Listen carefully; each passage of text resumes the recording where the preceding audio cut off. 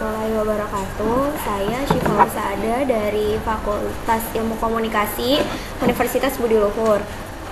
Di sini akan membahas tentang materi bagaimana peran akal dalam ilmu filsafat. Sebelumnya saya akan menjelaskan apa pengertian akal dulu.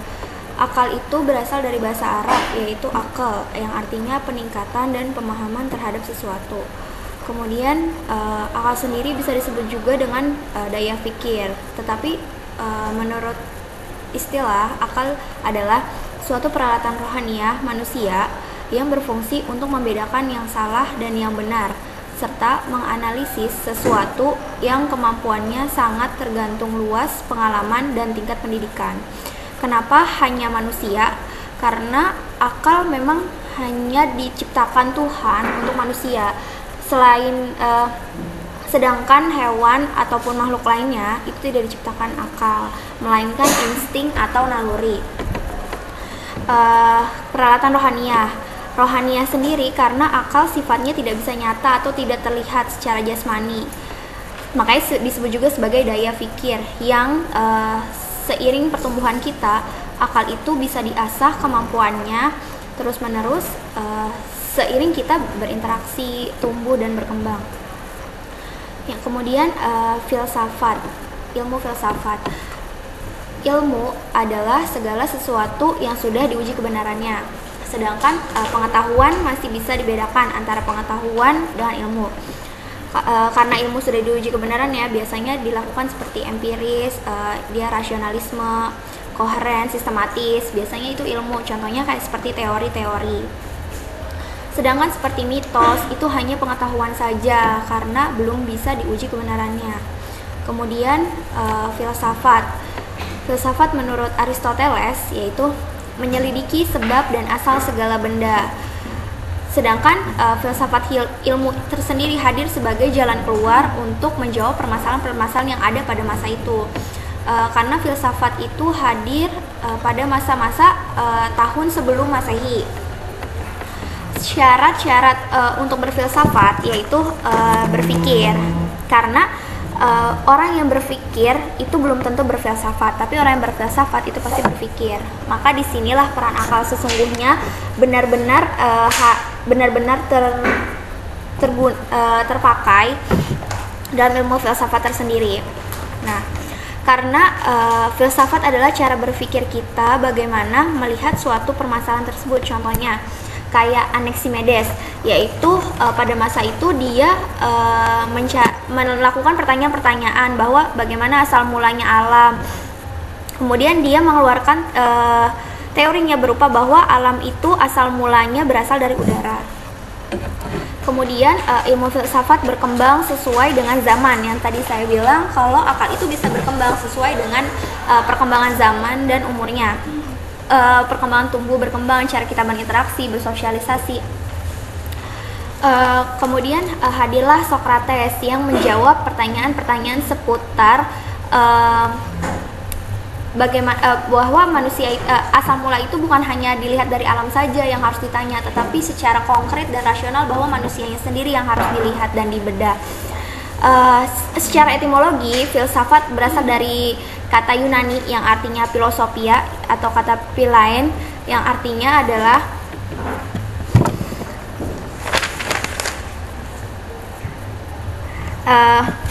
cinta kearifan atau kebijaksanaan.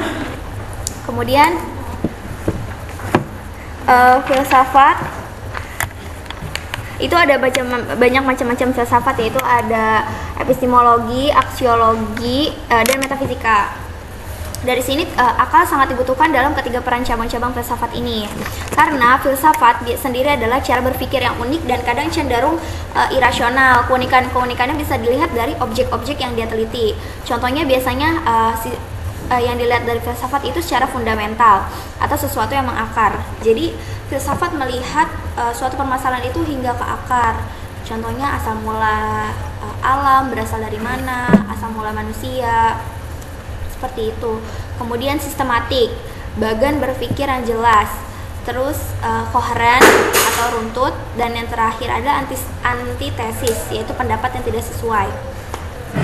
Kenapa pendapatnya tidak sesuai? Karena seiring perkembangan zaman akal pun berubah, pemikiran orang berubah, makanya akal pun berubah, sehingga teori-teori yang ada pun berubah. Maka disebut ilmu filsafat itu ada antitesis. Di sini bisa terlihat bahwa peran akal sangat radikal dan dibutuhkan oleh ilmu filsafat, karena tanpa akal kita tidak bisa berfilsafat. Nah, filsafat itu juga memiliki ciri-ciri. Filsafat sebagai ilmu yang tadi yang pertama, yaitu filsafat berusaha untuk mencari tentang hakikat atau inti dari suatu hal. Kemudian ciri yang kedua itu filsafat sebagai cara berpikir. Nah, sebagai cara berpikir kan menggunakan akal, yaitu cara berpikir yang sangat mendalam atau radikal sehingga akan sampai pada hakikat sesuatu.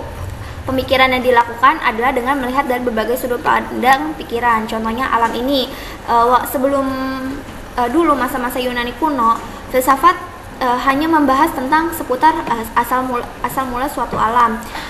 Seperti Thales menjelaskan bahwa alam berasal dari tanah, terus Anaximedes alam berasal dari udara, seputar hanya itu saja. Kemudian beranjak ke Socrates pada masanya membahas filsafat tentang manusia, bagaimana manusia berdialektika. Terus kemudian yang ketiga, filsafat sebagai pandangan hidup, bahwa filsafat pada hakikatnya bersumber pada hakikat kodrat dari manusia yang berperan sebagai makhluk individu, makhluk sosial, dan makhluk Tuhan. Filsafat sebagai pandangan dapat dijadikan sebagai dasar tingkah laku kita sehari-hari. Berpikir secara kefilsafatan. Kegiatan filsafat biasanya merenung, mencari tahu apa yang dimaksudkan, bukanlah melamun atau bagaimana. Perenungan filsafat adalah dilakukan dengan diri sendiri ataupun orang lain, melihat kejadian-kejadian alam yang ada dan mencari jawabannya. Biasanya pada proses itu dibutuhkan beberapa persyaratan konsepsional, yaitu perenungan kefilsafatan berusaha untuk menemukan konsep.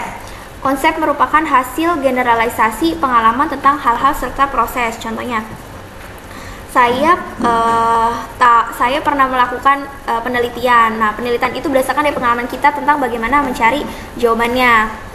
Adanya saling hubungan antar jawab dalam menjawab suatu pertanyaan filosofis, maka dibutuhkan pertanyaan yang saling berhubungan. Contohnya, bagaimana saya berlari menggunakan kaki. Nah, hubungan antar jawaban dan pertanyaan itu saling terkait.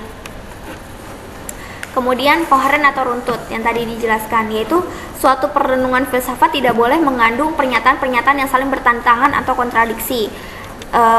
Filsafat berusaha memperoleh penyelesaian jawaban terhadap pertanyaan-pertanyaan yang ada agar dapat dipahami. Kemudian yang keempat adalah rasional. Perenungan kefilsafatan berusaha menyusun suatu bagan konsepsional yang bersifat rasional. Yang dimaksud dengan bagan konsepsional bersifat rasional ialah suatu bagan yang bagiannya secara logis berhubungan sesuatu dengan yang lainnya. Komprehensif atau menyeluruh. Filsafat bersifat menyeluruh, yaitu tidak ada sesuatu pun yang berada di luar jangkauannya. Nah, masuk ke dalam cabang-cabang ilmu filsafat. Yang pertama tadi adalah metafisika. Berasal dari bahasa Yunani yang artinya metafisika, yaitu hal-hal yang terdapat setelah fisika. Dapat didefinisikan sebagai pengetahuan manusia yang bersatukan dengan pernyataan-pernyataan mengenai yang ada yang terdalam.